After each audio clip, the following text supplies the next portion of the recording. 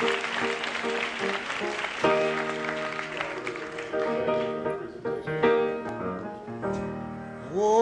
beautiful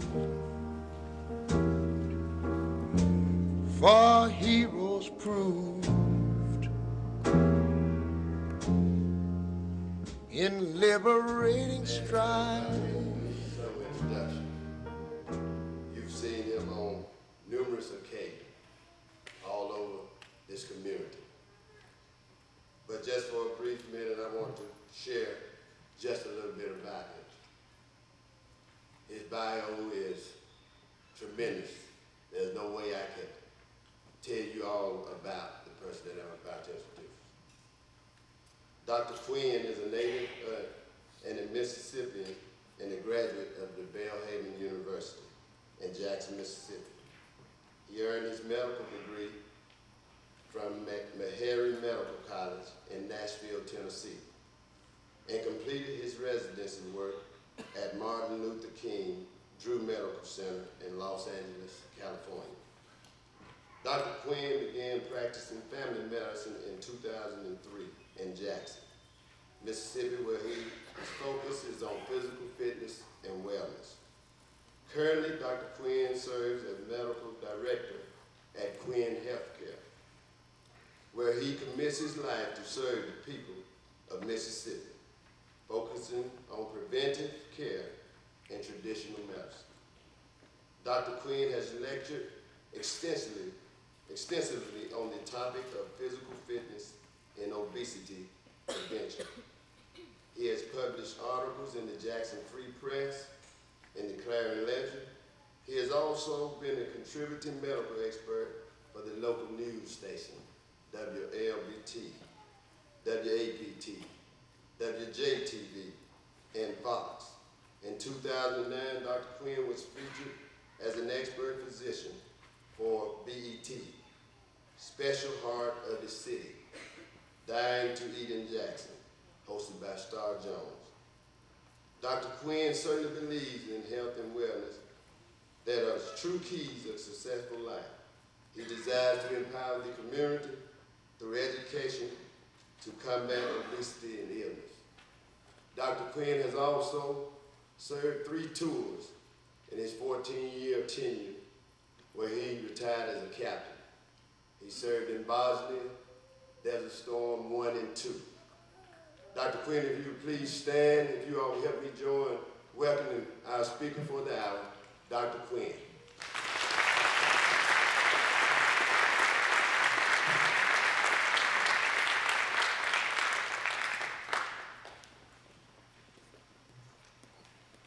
First, I want to give thanks to God for allowing me to come before you all today, and Pastor, and also Sergeant Toles. He believes in physical fitness as well. I always see him at the gym working out, so that's a good deal. I have to set my timer because I'll just go on and on. Because I'm really excited about this opportunity today to talk about my military experience and also to talk about what my service is to God's people. My grandfather was a pastor, and he was a pastor of 3 churches. He was an elder, that's right underneath the bishop with the Church of God in Christ. And he told me that you cannot get into heaven on works, but God does want us to all be busy. He told me that, he said, Tim, you got the gift of gab. He would have been a great pastor, but I don't see that for you. He said, but you have pursued this career in medicine, and you've had the gift of retention and remembering all this information. And he said, Tim, I want you to plant seeds. Now, I'm going to go a little bit further. He told me this in his last days. My grandfather had prostate cancer, and he had a lot of warning signs. Urinating blood, discomfort, even a lot of warning signs. But he was from the old school. He didn't really believe in the doctor. But during his last days, he started to wish that he would have believed a little bit more in the doctor. And what he told me was, he said, I want you to go out and I want you to plant seeds, because too many of our people, too many of God's people are suffering. They're not getting those early diagnostic screenings and getting diagnosed with prostate cancer at the early stage, when it could just be an outpatient procedure and they'll be saved. He said too many of us are suffering unnecessarily. Now the military, I'll tell you, when I was standing up there and they called my name, I had a little chill go up my spine. You know, it brought back memories. You know, and my military career is a little different. My mom, who's with me today, and my daughter, well, my mom, she wanted me to go to college, but I really had no interest in college. You know, I just figured I wanted to get a job and get a car, like any other teenage boy. But I'm going to tell you, it's a funny story, because I talk to a lot of young people, and I try to encourage them. You know, a lot of young people, they think, you know, I don't have good grades, you know, I'm not smart, I can't be successful. And I tell them, you can, but you just have to apply yourself. Now, I just tell my story, because I feel like if people can identify, especially young people, they can believe. And my story was, my cousin was at Alcorn University, and they have this thing called High School Day. And he took me with him, and Bobby Brown, remember Bobby Brown? He was there, and all these girls and parties, like, oh my God, I'm going to college. I told my mom, I'm going to college. So we had to get a plan together, because we didn't have a lot of money. And basically what we did was, we talked to somebody about the Army National Guard. And they had a plan where they would help you go to college if you don't have a great deal of money saved up. Well, the deal is, I joined the Guard, and 2 days after graduating high school, didn't do well, but I graduated. They had to qualify to dress out every Friday night on the football field. But the deal is, they sent me to boot camp in South Carolina. And that was a good experience. I ran track and played football, so I was in good physical shape and did well. Well, I took this test called the ASVAB, and I actually made a high score on the test. So they said, we're going to make you a medic. I was like, that's cool. All right. So after my boot camp in South Carolina, Fort Jackson, they sent me to San Antonio, Texas. And there, I started my training, 12-week training to learn to be a medic with the military.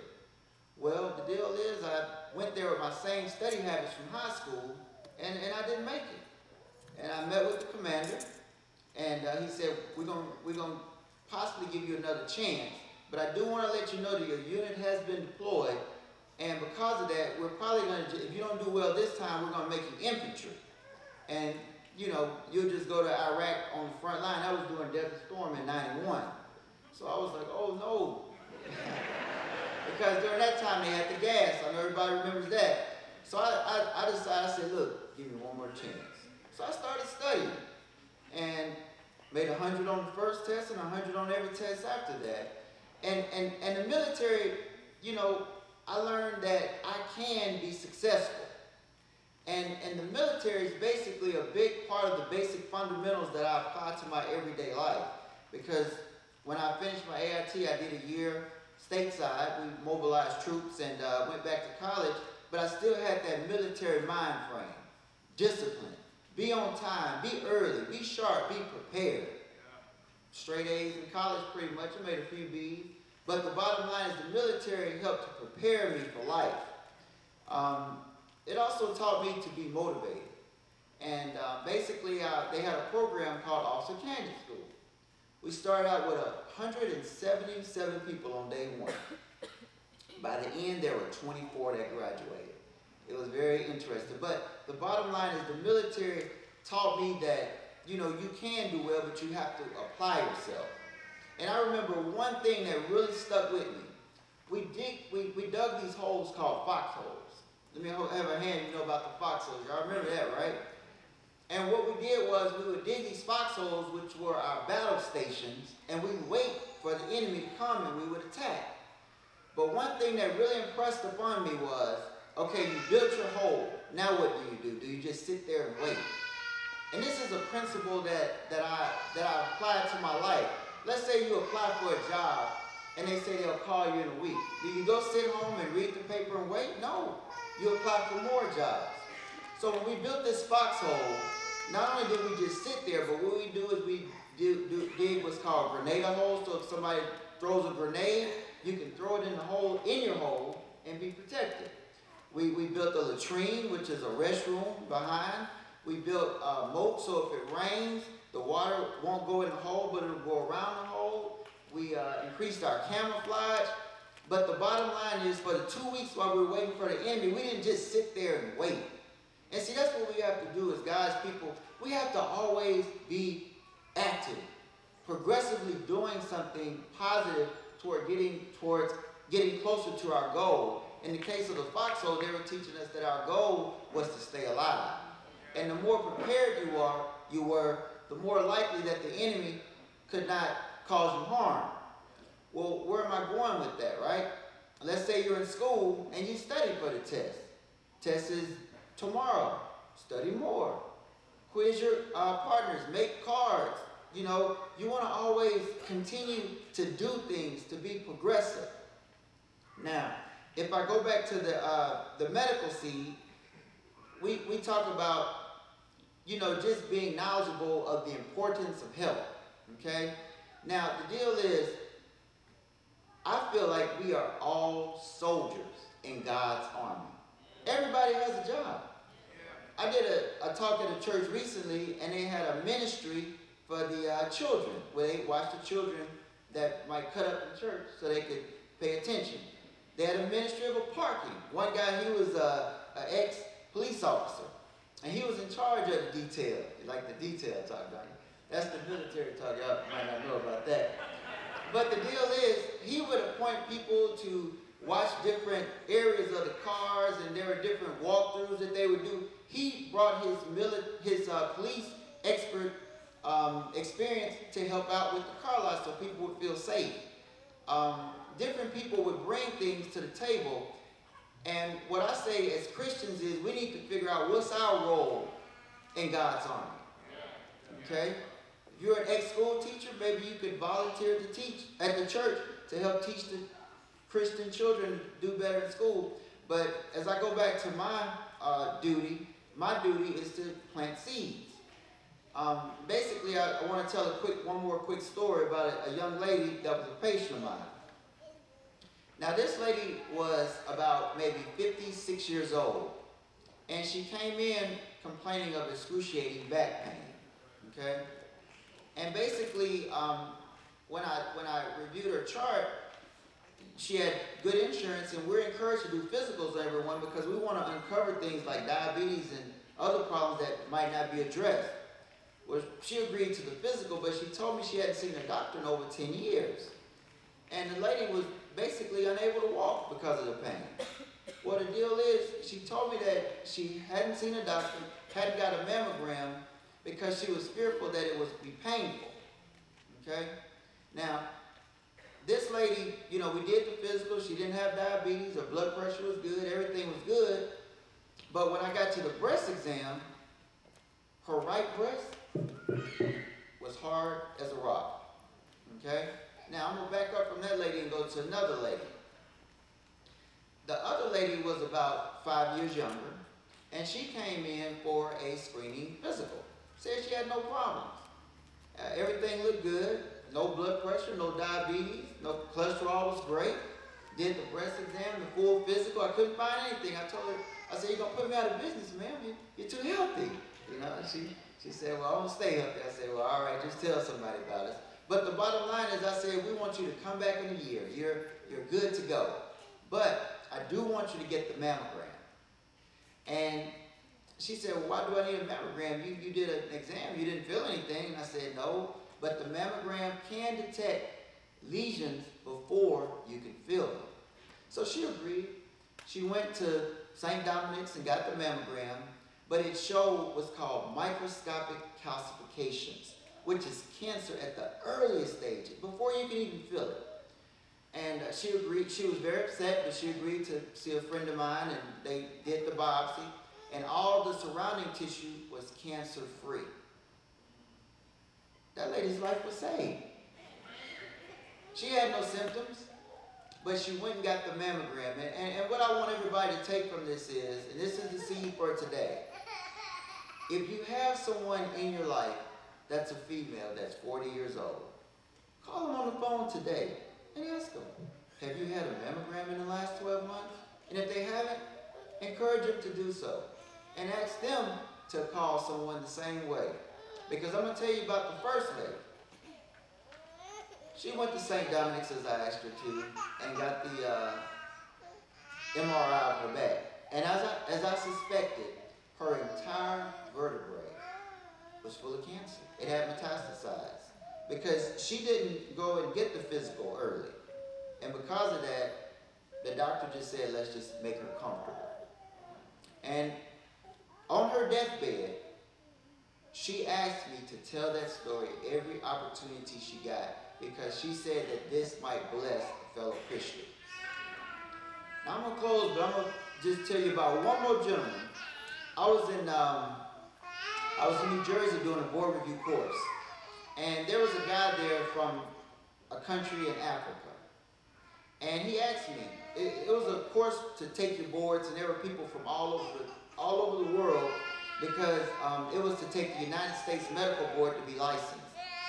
And I was one of the only American grads there, but you know, I always did these board review courses. My classmates thought I was crazy. They're like, why are you doing these courses? I said, because I got to pass these tests. But I did what I had to do, because military, always be prepared as possible. Well, anyway, the guy asked me, he said, what your daddy do? That's what he taught. And I told him my dad sold cars. He said, what your mama do? He said, she works at the bank. He said, your dad owns the cars? I said, no, he just sells used cars. Your mom owns banks? I said, no, she's a teller. He asked me, he said, how can you be here with me? I said, I borrowed some money from mine. But the bottom line is, where I want to go with this is, in this country, your dad can sell cars on a used car lot. Your mom can be a teller in a bank. And you can go sit in the same room with people of a great deal of advantage and rise just as quick as they can. In this country, if someone is murdered in cold blood, there's a very aggressive police effort to bring people to justice. In some of these countries around the world, people are killed every day. I had a patient that told me when she was a teenager, soldiers just jumped in a window and had their way with her and her sister and left. But you know, in these countries, they're not safe. And that's why the military is so important. I am so proud to be a part of our armed services to continue our way of life of prosperity and safety and the dream that our daughters, like my daughter, can be successful no matter what her circumstances are. I thank you all for this opportunity, and I hope that